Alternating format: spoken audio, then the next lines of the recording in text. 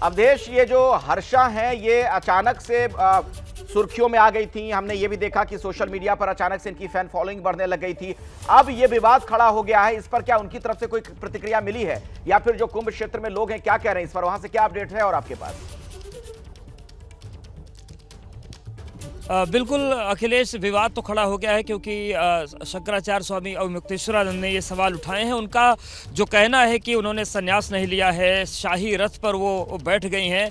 तो परंपराएं तमाम तरह की होती हैं। हालांकि देखिए, आम भक्त जो हैं वो अपने महामंडलेश्वर के साथ, अपने गुरु के साथ रथ पर बैठकर जाते हैं, ये सामान्य तौर से देखा जाता है। लेकिन फिर भी चूंकि सवाल एक ऐसे पद पर बैठे व्यक्ति की तरफ से हुआ है जिस पर जवाब भी ऑथेंटिक होना चाहिए, तो आवाहन अखाड़ा है, जो अखाड़ों की परंपरा है, तो सबसे पहले आवाहन अखाड़ा ही बना था। और उसी आवाहन अखाड़े के श्री महंत स्वामी भरद्वाज गिरि जी महाराज हमारे साथ हैं, उनसे हम जान लेते हैं।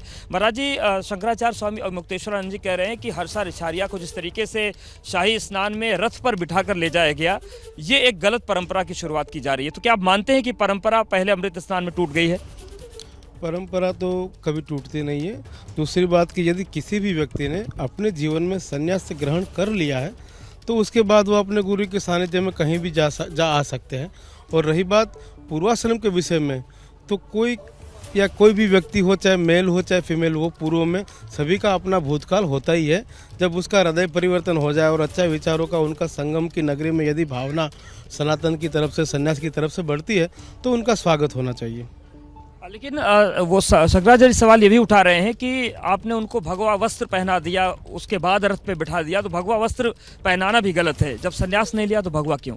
संन्यास नहीं लिया है तो नहीं पहनना चाहिए, लेकिन बताया जा रहा है कि उन्होंने संन्यास ले लिया, गुरुजी से दीक्षा ले ली है, महाराज से, स्वामी जी से, तो फिर वो पहन सकते हैं। उसको अधिकारी बनाया गया पहले पहनने के लिए, उसके बाद उनको रथ से निकाला गया है।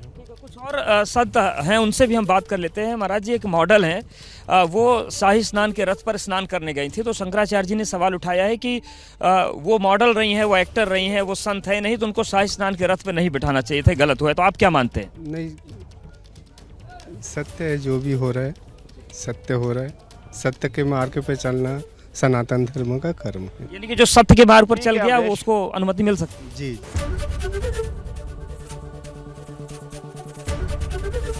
एबीपी गंगा, खबर आपकी, जुबान आपकी।